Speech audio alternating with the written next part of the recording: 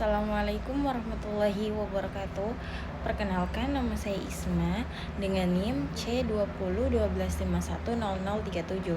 Nah, di sini saya akan membahas 5 materi yang telah dipresentasikan oleh teman saya, dan saya akan menjelaskan kembali apa sih yang dapat kita ambil dari materi tersebut.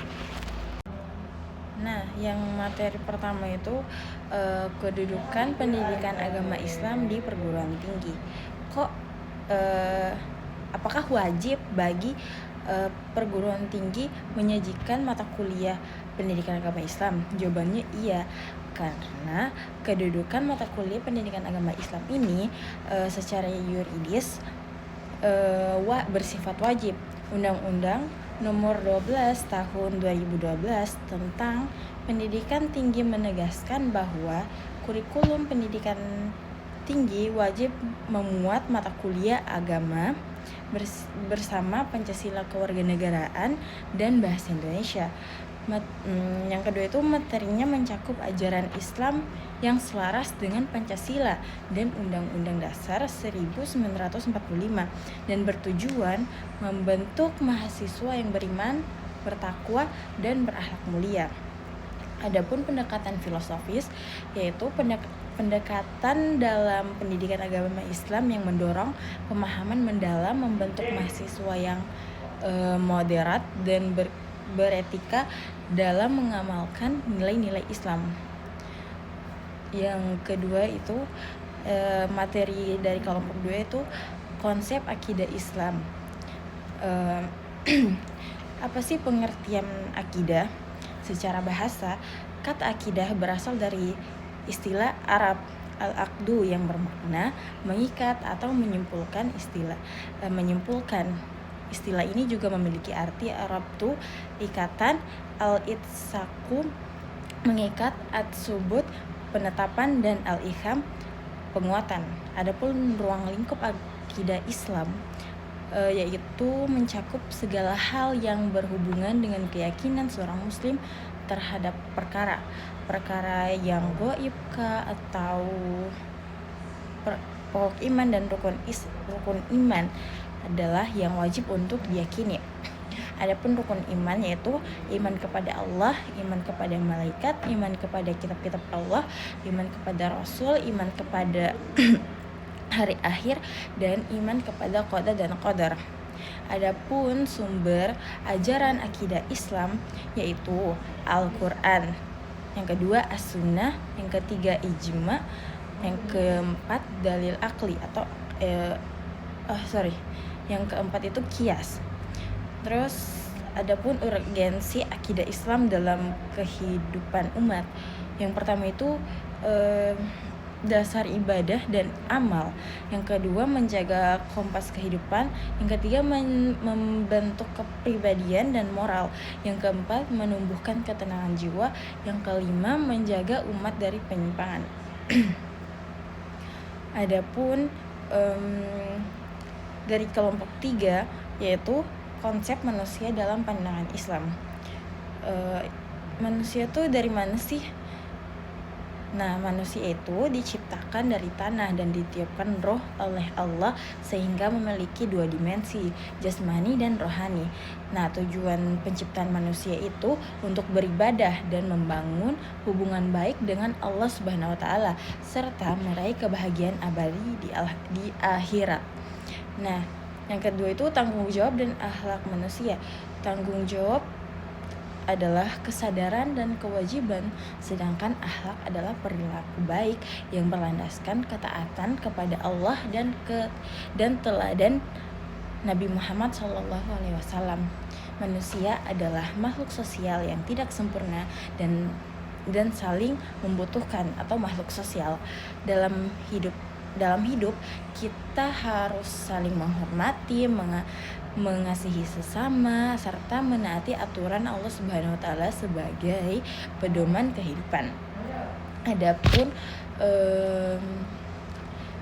materi keempat itu konsep hukum Islam. Apa sih hukum Islam itu? Hukum Islam adalah aturan yang bersumber dari Allah Subhanahu wa taala, mengatur hubungan manusia dengan Tuhan, diri sendiri, sesama dan lingkungan. Adapun sumber hukum Islam yang sudah saya sebutkan di atas tadi, yang pertama itu Al-Qur'an atau wahyu dari Allah Subhanahu wa taala yang menjadi pedoman hidup. Yang kedua itu ada hadis, ucapan, perbuatan atau perkataan Rasulullah SAW. Yang ketiga itu ijma, kesepakatan para ulama atas hukum setelah wafatnya Nabi Muhammad. Yang keempat itu ada qiyas, menetapkan hukum dengan cara membandingkan pada hukum yang sudah ada. Tujuan hukum Islam itu menjaga agama, menjaga jiwa, menjaga keturunan, menjaga akal, menjaga harta. Adapun prinsip hukum Islam yang pertama itu ada tauhid, yang kedua ada keadilan, yaitu yang ketiga ada amar ma'ruf nahi mungkar, yang keempat ada kemerdekaan, yang kelima yaitu persamaan di sini maksudnya semua manusia setara di hadapan hukum. Terus yang keenam itu saling tolong menolong atau menjaga keseimbangan antara kepentingan manusia dan Tuhan. Adapun macam-macam hukum Islam, yang pertama wajib, yaitu harus dilakukan kalau ditinggalkan itu berdosa. Yang kedua itu ada sunnah, kalau dilakukan itu dapat pahala, kalau tidak dilakukan tidak mendapatkan dosa. Yang ketiga itu makruh, sebaiknya ditinggalkan tapi tidak berdosa, jika dilakukan tidak mendapatkan pahala. Yang keempat itu mubah, atau boleh dilakukan atau ditinggalkan, tidak berdosa maupun berpahala. Yang kelima itu haram, dilarang berdosa jika dilakukan. Yang terakhir itu ruang lingkup hukum Islam, yaitu ibadah, mengatur hubungan manusia dengan Allah, muamalah, mengatur hubungan manusia dengan sesama. Iya, itu hanya dua itu saja. Terus yang keberapa itu? Karakter hukum Islam itu ada ketuhanan, universal dan dinamis. Yang ketiga kemanusiaan, yang keempat takuli, yang kelima wasatia atau keseimbangan. Nah, yang terakhir itu ada kelompok 5 yang materinya itu akhlak dalam Islam dan aplikasinya dalam kehidupan. Pengertian akhlak dalam Islam yaitu berasal dari kata bahasa Arab, yaitu khuluq, yang berarti sikap atau perilaku. Akhlak adalah sifat yang tertanam dalam jiwa seseorang yang mendorong berbuat baik atau buruk secara spontan tanpa paksaan. Akhlak mencakup hubungan manusia dengan Allah, sesama manusia, dan diri sendiri.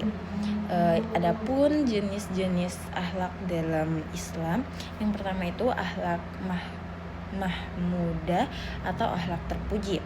Nah, akhlak ini mencakup sikap positif dan terpuji dalam kehidupan sehari-hari, baik dalam hubungan dengan Allah, sesama manusia, maupun dengan diri sendiri. Yang kedua itu ada akhlak mazmumah atau akhlak tercela. Contohnya itu berbohong, takabur atau sombong, iri atau dengki, dan bakhil atau kikir. Terus cara pengaplikasian akhlak Islam dalam kehidupan, akhlak kepada Allah. Yang pertama itu sholat tepat waktu, terus berzikir. Yang ketiga itu beriman dan bersyukur. Yang keempat bertakwa dan tawakal. Yang kelima taat serta tawadu kepada Allah Subhanahu wa taala. Nah, adapun akhlak kepada sesama manusia yaitu toleransi dan tolong menolong. Yang kedua itu berbuat baik dan amanah, tidak mengejek atau mencela orang lain, misalnya bergosip dan itu. Terus akhlak kepada diri sendiri, yaitu menjaga kesehatan jasmani dan rohani, terus memenuhi kebutuhan spiritual, menjaga ilmu dan mengembangkan diri. Adapun manfaat mengaplikasikan akhlak dalam kehidupan, yaitu yang pertama membentuk pribadi yang berkarakter, yang kedua meningkatkan kualitas diri menghadapi tantangan hidup dengan baik, yang ketiga menghindari konflik, yang keempat mendapatkan kebaikan dunia dan akhirat, yang kelima menciptakan masyarakat yang harmonis. Itu saja dari saya. Maaf jika ada salah kata maupun kekurangan. Sekian dari saya. Minallahil musta'an walaihi tiklan. Assalamualaikum warahmatullahi wabarakatuh.